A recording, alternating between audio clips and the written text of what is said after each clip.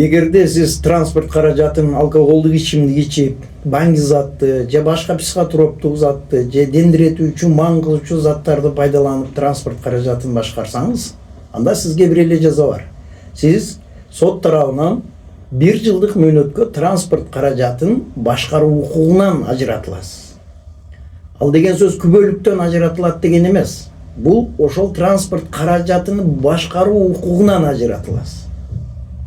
Күбөлүгүңүз, айдоочулук күбөлүгүңүз ошол соттун чечими менен бирге айдоочулук күбөлүк алган жериңизге жиберилет.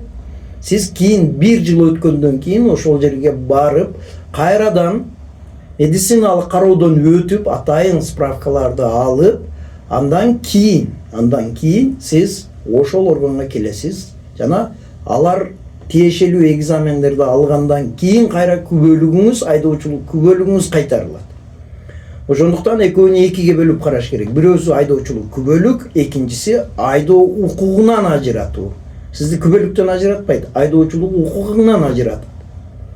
А 1 жылга чейин аны жакшы жүргөнүңүз үчүн же мындай деген сөздөр туура эмес. Эч качан 1 жыл өтмөйүн сайын сизге айдоочулук күбөлүк кайтарылып берилбейт.